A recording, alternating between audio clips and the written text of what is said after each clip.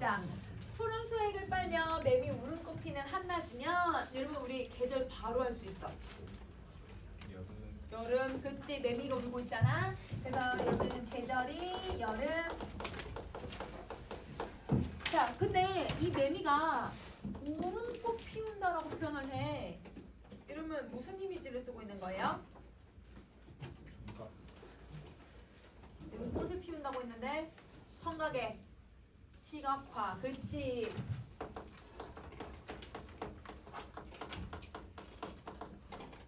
그러면 공간학적 이미지. 그러면 여러분 이 느티나무로부터 하고 그 다음에 앞에 얘들 흙 왜 같이 수능특강에 실렸는지 알겠지? 표현과 비슷해. 자, 그 다음에 꿈에 젖은 듯 반쯤은 졸고 있는 느티나무. 그러면 여러분 이 대낮에 여러분 뜨거운 여름날에 이 느티나무는 꾸벅꾸벅 졸고 있어. 그러면 여러분 이 여름날의 여유를 무슨 표현법으로 표현하고 있어요? 의인법이야, 맞아. 그래서 여러분 의인법을 통해서 여러분 이 여름날의 여유로움을 표현을 하고 있는 거야.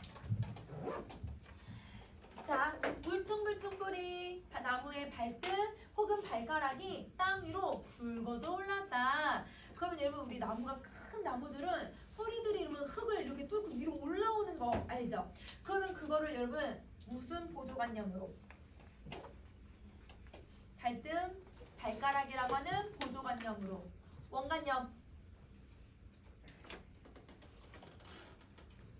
뿌리. 오, 여러분 나만 읽는 거 아니지 얘들아? 그러면 여러분 여기 뿌리가 여러분 원관념. 그 다음에 발등이 보조관념, 발가락이 보조관념. 그러면 여러분 여기서는 이 뿌리를 사람의 발등, 사람의 발가락 혹은 살아있는 것으로 계속 표현을 하고 있는 거야. 그러면 여러분 은유법을 썼다고 해도 되지만 의인화를 계속 하고 있다는 거 알겠지? 그래서 여기는 은유, 의인 이렇게 표현을 할게요. 자, 이게 땅 위로 굵어져 올라왔다. 그러면 화자는 여러분 지금 나무를 뭐 하고 있는 걸까 얘들아? 관찰해, 맞아. 그러면 화자는 이 느티나무의 모습을 관찰을 하고 있고, 자, 그 관찰을 더 집중적으로 해요. 왜냐면 군데군데 굳은 살에 옹이가 박혔다. 그러면 여러분 나무에 옹이가 막 박혀있는 이유는 옹이들은 상처를 입거나 부러지거나 이러면서 막 옹이가 생기는 것들이거든. 그러면 여러분 이 옹이는 나무가 경험해야 했던 나무의 상처, 나무의 여러분 고난, 이렇게 생각해주면 되지. 자, 그 다음에 먼 길 걸어왔다는 뜻일 것이다. 그럼 여기서 먼 길이라고 하는 거는 여러분 우리 인생을 살아가면서 대부분 인생을 길에다 비유를 하잖아요. 그러면 우리가 인생에 이제 실패 없이 빠르게 승진하고 빠르게 여러분 다니는 거 지름길로 갔다고 하거든. 근데 먼 길을 돌아가는 경우는 인생의 실패도 해보고 다양한 경험도 해보고 이것저것을 해보면서 우리가 삥 돌아서 가는 거야. 그러면 여러분 먼 길을 걸어왔다라는 건 이 나무가 여러분 아주 오랜 세월을 살면서 많은 상처와 고난을 겪어온 거잖아요. 그걸 먼 길이라고 표현한 거네요. 그럼 먼 길은 옹이랑 똑같은 말인 거야. 옹이랑 똑같은 말. 자, 이렇게 걸어왔다 뜻일 것이다. 자, 여러분 여기까지 정리했으면 그 다음 부분 한번 가볼게요. 화급히 바빠야 할 일은 없어서 나도 그 위에 앉아 신발을 벗는다. 자, 여러분 황급히 잘못 쓴 거 아니야. 화급히라는 단어가 있어 얘들아. 화급히가 무슨 뜻이냐면 불이 번지듯 급하게 라는 뜻이에요. 그러면 얘는 불이 번지듯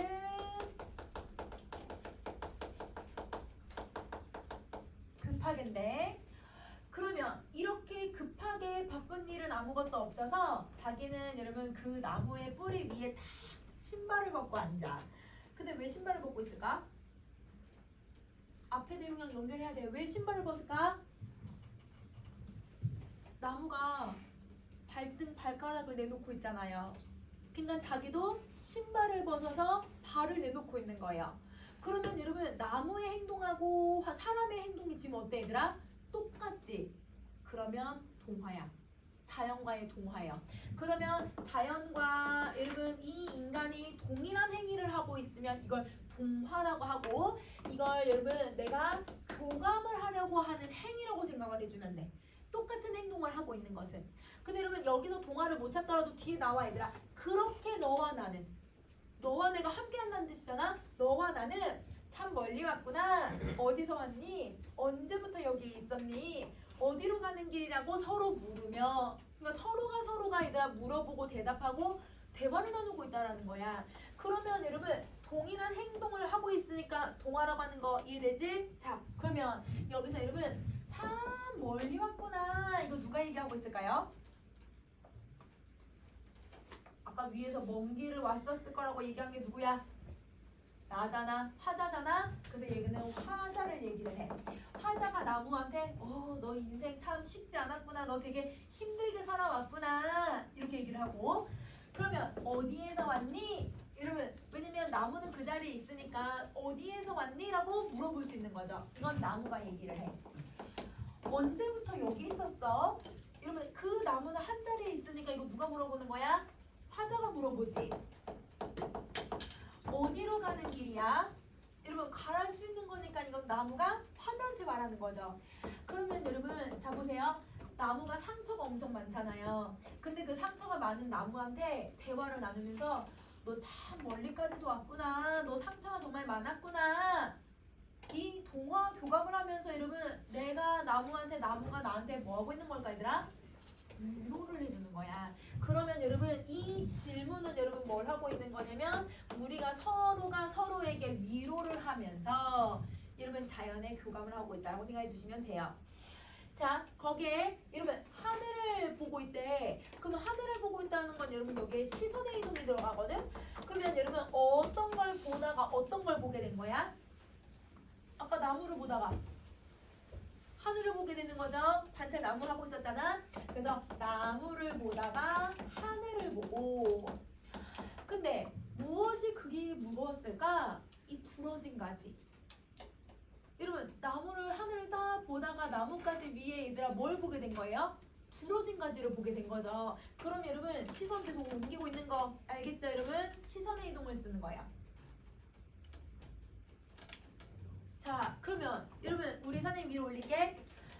여기서 여러분 화자는 부러진 가지를 보고 있는데 그 부러진 가지는 껍질 안쪽으로 속살이 썩어서 몸통이 비어져 가고 있대.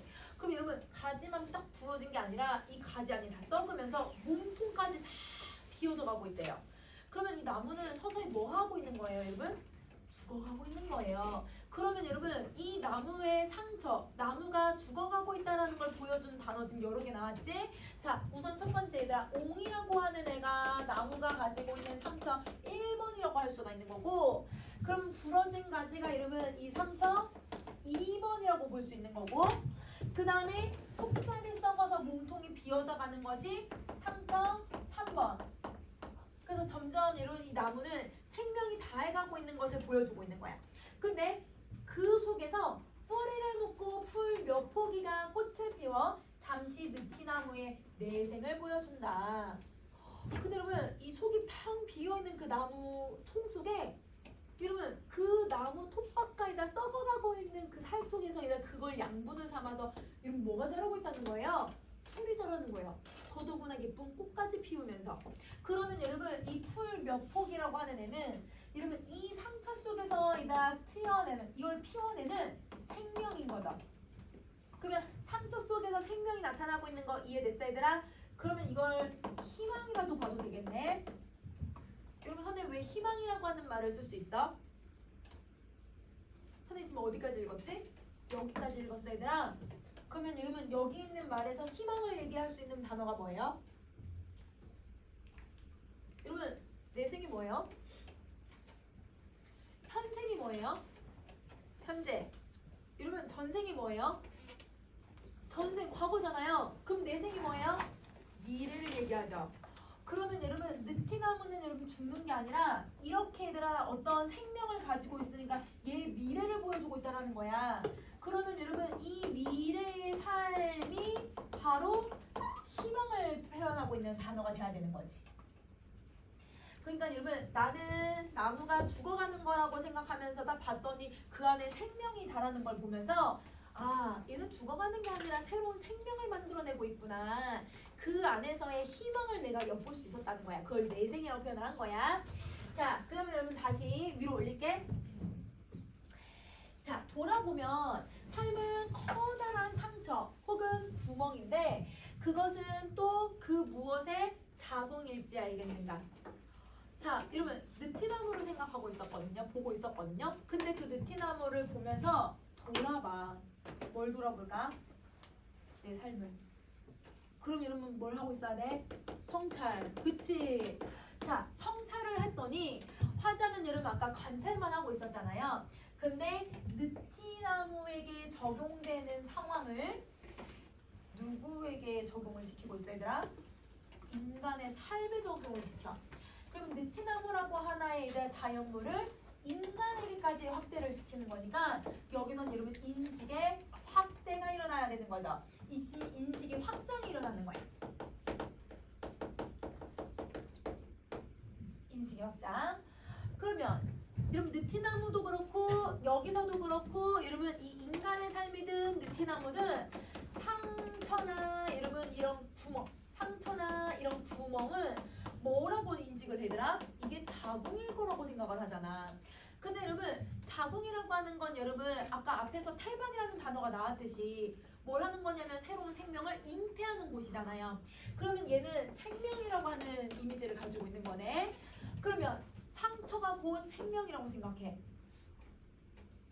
여러분 상처가 어떻게 곧 생명일 수가 있지? 이 인식 자체는 말이 안 되는 인식이란 말이야. 이걸 역설적 인식이라고 해요. 그러면 여러분 이 문장에서는 역설적 인식을 보여주고 있다. 만약에 본문에 얘들아 상처는 곧 여러분 생명이다. 상처는 곧 희망이다. 이런 문장이 있으면 이거 역설법이라고 할 거야. 근데 이 문장에서는 상황을 보여줬지 그 단어를 쓴 건 아니기 때문에 역설법이 아니라 역설적으로 인식하고 있구나. 이렇게 생각을 해줘야 돼. 자, 그 다음에 그러니 섣불리 여러분 이 삶의 고통이 삶의 시련이 누군가에겐 새로운 것을 만들어내는 시기일 수도 있으니 그래서 치유를 꿈꾸거나 덮으려고 하지 않아도 된다. 그러면 좋겠다. 이렇게 얘기를 하죠. 그럼 보세요. 우리는 대부분 상처가 나면 뭐 하려고 해요, 여러분? 치유를 하려고 하죠. 여러분, 내가 겉에 상처 나는 거 말고 마음의 상처를 입을 수도 있잖아. 그러면 여러분 사람들이 마음의 상처가 있으면 그 상처를 해소하려고 해야 되는데 대부분의 사람들이 특히 이제 한국 사람들은 그걸 어떻게 하려고 해요? 대부분 숨기려고 하거든요. 마음의 이 상처들을 회피하려고 하거나 덮으려고 하거든요. 그러면 이 덮으려고 하는 게 일반적인 생각들인 거야. 그러면 얘가 사람들이 가지고 있는 일반적 인식인데 근데 화자는 여러분 이 일반적인 인식과는 다르게 상처는 여러분 뭐 해도 된다고 생각하는 거냐면 그냥 받아들여도 돼. 외면하지 않아도 돼. 그냥 천천히 여러분 치료해도 돼. 그냥 내버려둬도 돼. 그러면 이거는 상처를 뭐 하겠다는 태도냐면 수용하겠다는 거거든요. 여러분 직접적으로 맞닥뜨리려고 한다는 거죠. 그러면 여러분 상처를 수용하겠다라고 하는 것은 우리가 가지고 있는 일반적 인식과는 다른 생각이지. 그래서 여기선 인식의 전환이 일어나죠. 그러면 여러분 인식의 전환이 나타나는 부분은 그러니 이 부분이 인식의 전환이지. 시상이 전환되는 부분이라고 생각해주면 돼. 자 그러면 여러분 여기까지 정리했어 얘들아? 자 그러면 그 다음 거 한번 가볼게. 자 때아닌 낮에 모기 한 마리 내 발등에 앉아서 배에 핏꽃을 피운다. 여러분 그 모기 딱 무는 순간 여러분 힘 주면 얘 못 날아가는 거 혹시 아세요? 안 해봤어 얘들아? 자 여러분 모기 딱 이렇게 하면 얘 안 날아간단 말이야. 그러면 여러분 근데 모기 물리고 있는 거 본 적 있어 얘들아? 원래 대부분 잡는데 옛날에 호기심 선생님도 이런 식으로 하면 얘 배가 어떻게 돼요? 점점 빨개져요. 왜? 내 피로 채워지고 있으니까. 그 피를 여러분 물린다는 걸 뭐라고 표현하고 있어요 얘들아? 핏꽃을 피운다. 그치? 여러분 물리는 걸 여러분 물린 상태를 핏꽃을 피운다라서 다 이미지로 지금 표현하고 있는 거 알겠지? 근데 여러분 선생님이 어렸을 때 그랬으니까 그래서 여러분 모기를 이렇게 물리는 거 구경해보고 이렇게 딱 하면 힘 주고 안 날아가고 막 이렇게 하는 거 볼 수 있지만 대부분 모기가 물리면 어떻게 해요? 잡죠. 근데 여러분 이 사람은 잡지 않는데요. 잡을 수 있음에도 불구하고. 그러면 왜 안 잡냐면 남은 길이 조금은 덜 외로우리라고 생각하면서 안 잡는데요. 뭔 말이야? 자 이러면 여러분 봐봐. 이러면 모기를 잡아야지 모기를 안 잡겠대. 여러분 선생님 약간 이런 뉘앙스라고 생각하면 되거든. 여러분 혹시 그 예전에 드라마인데요. 여러분 펜트하우스 쓴 작가 혹시 아세요? 완전 막장 쓰는 사람이잖아요. 임성은. 그래서 여러분 그 사람이 여러분 무슨 드라마를 썼냐면 어떤 남자 주인공이 암에 걸렸어. 암 사기야. 근데 여러분 혹시 그거 짤 아세요? 암세포도 세포여서 자기는 치료를 안 받겠다고 하는 그 드라마 있어. 오로라 공주라는 드라마 혹시 아세요? 여러분 아주 옛날 드라마긴 한데요. 전소민 나오고 한 거거든. 거기도 남자 주인공이 암세포도 세포여서 그거는 약간 미친 또라이라는 말 아니야? 얘들아. 그래서 그 작가가 그 말을 해가지고 완전 여러분 사회적 물의를 일으켰다는 말인데 약간 그런 느낌이야. 암세포도 세포여서 이 모기도 이제 살알려줘가지고 내가 아까 뭐처럼 느티나무처럼 행동하겠다고 얘기하는 거거든. 여러분 느티나무는 뭘 했어? 자기의 상처 속에서도 새로운 생명을 튀어내려고 노력을 하고 있지. 자기를 희생하는 태도인 거예요. 그러면 자기가 얘들아 이 상처를 수용하고 이 얘들아 풀들을 수용함으로써 얘네들을 키워내려는 너그러운 마음을 가지고 있는 거거든요. 그럼 자기도 그런 너그러운 마음을 이 느티나무를 통해서 받지. 그거를 여러분 모기에게부터 적용을 해보는 거야. 이해가 안 되지만 받아들여. 자 얘들아 모기에게 적용을 해. 왜 모기에게 적용하냐면 모기는 누가 봐도 보잘것없고 되게 사소한 애잖아요. 누가 죽여도 상관없는 존재잖아요. 그런 존재에게도 내가 너그러움을 표현을 한다는 건 앞으로 여러분 내가 너그러움을 표현할 수 있다라고 생각을 하는 거야. 그래서 여러분 이 잡지 않는다. 남은 글이 조금은 덜 외로우리라 라고 하는 이 말의 의미를 정리 한번 해볼게. 그러면 느티나무가 의 고통과 상처가 타인을 포용하는 근원이라고 화자가 생각을 하는 거예요. 그래서 이렇게 생각하니까 여러분 느티나무의 너그러움을 내가 조금이라도 흉내를 내보는 거야. 이 모기에게부터. 그래서 느티나무의 너그러움을 흉내를 내보는 거고, 그래서 결과적으로는 여러분 모기라고 하는 존재는 내가 죽이거나 내가 없애야 되고 이러면 해충이라고 하는 이미지라기보단 어떤 대상에게 내가 뭘 해야 되는 존재? 포용해야 하는 존재. 내가 수용해야 하는 대상으로 받아들여. 그러면 이런 존재들과 내가 이런 존재들을 내가 포용하면서 가고 있다면, 그러면 내가 걸어가는 그 남은 길, 그 먼 길을 돌아가는 여러분 그 아픈 길 있죠. 그 길을 덜 외롭게 갈 수 있을 거라고 생각하는 거예요. 그러면 여러분 이 모기는 진짜 모기라고 생각하지 말고 타인이라고 생각을 한다면, 이 타인에게 내가 얘들아 너그러운 마음을 베풀어주면, 포용을 하고 있으면, 그럼 내가 앞으로 살아가는 여러분 그 힘든 여러분 인생의 삶, 시련 속에서도 뭐 할 수 있다? 여러분 외롭지 않게 갈 수 있을 거다. 이렇게 다 생각을 한 거야. 그러면 이렇게 깨달은 거지. 이 말 이해됐어 얘들아? 그래서 다시 신발끈을 묶어요. 다시 그 먼 길을 걸어가려고. 그러면 신발끈을 묶는다는 건 여러분 무슨 태도를 보여주는 행위야? 의지야. 맞아. 그래서 의지적인 행위를 여러분 이런 행위를 통해서, 의지적 태도를 행위를 통해서 제시를 하고 있다. 이렇게 생각해 주면 돼. 자, 그러면 여러분 우리 뒤로 가서 다음 페이지. 자, 여러분 성찰을 하고 있는 거는 여러분 지금 자연물을 인간 삶에 적용을 했으니까 성찰적인 모습 드러내는 거고. 자, 여러분 묘사, 여러분 구체적으로 감각적 이미지로 표현을 하고 있죠. 왜냐면 관찰한 내용 제시했으니까. 관찰을 하고 있으니까 여러분 무슨 태도가 나와야 될까? 여기 선생님 설명 안 써놨는데. 관조, 그렇지. 그래서 관조적 태도를 드러내고 있어요. 자, 자연물을 통해 인간의 삶 성찰하고 그 다음에 여러분 대화의 방식을 사용해서 자연과 교감을 하고 있었죠. 자, 그럼 봐보자. 여러분 여기서는 인식을 여러분 역설적 인식도 하고 인식의 확장도 하고 인식의 전환도 하고 관찰하고 계속 여러분 인식과 관련된 내용을 쓰고 있잖아. 그걸 정리 한번 해볼게. 자, 우선은 여러분 상처, 구멍 이건 여러분 나무에게 나타난 모습인데 이거를 여러분 이 화자는 뭐와 비슷하다고 생각하냐면 자궁에 빗대어서 표현을 해요. 물론 인간의 삶에 적용하기도 했지만 그러면 이거에 얘들아 상징적인 의미를 보면 이거는 여러분 상처, 고난,